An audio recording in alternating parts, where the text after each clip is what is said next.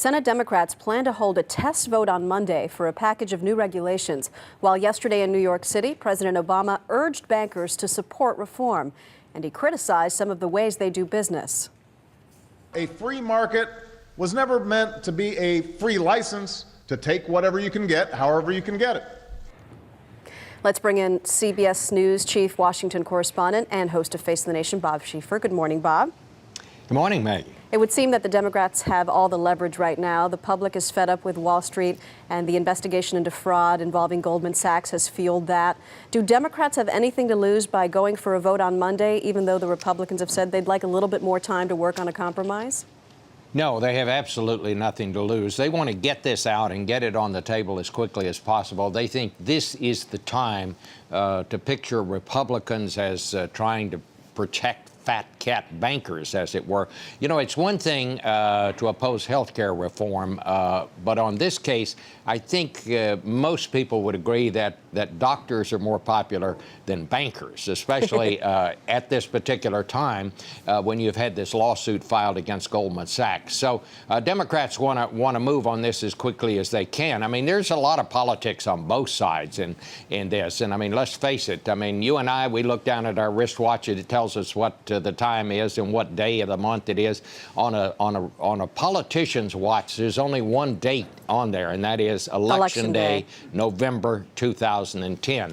So they're all thinking about that. I think that the Democrats will be able to get the votes to stop a filibuster next week and to begin debate on this. Now, there are a lot of things that are going to happen between that and getting a final vote on all of this, but I think they're going to be able to they just need one Republican vote. I think in the end they'll probably do that, Maggie. But they're reportedly so close to reaching something that they both can agree on. Why not hold out just a little bit longer to give the public the sense that for once this is a true bipartisan bill? Well, I think there are reports that they're very, very close. But, you know, these things have a way of, they'll be 99% done, but then there's that 1% that is always the crucial thing that's so hard to get. I think Leader Reid thinks he has nothing to lose politically by going ahead and trying to do this now.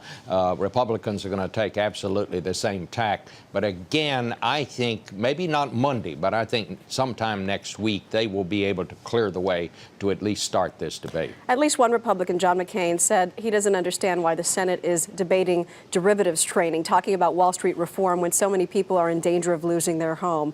Do you think that a lot of people will buy into that argument?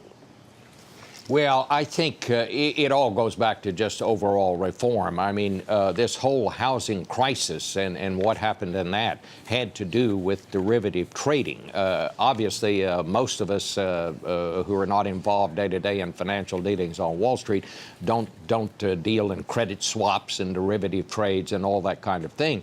But this is part of the problem of what's wrong here, and I think the Congress will act on that. John McCain, we also have to remember, is involved in a very difficult primary campaign against a candidate backed by the Tea Party out there in Arizona. So that may have something to do with what he said.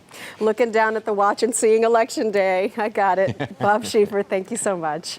A lot happens early on The Early Show, weekday mornings on CBS.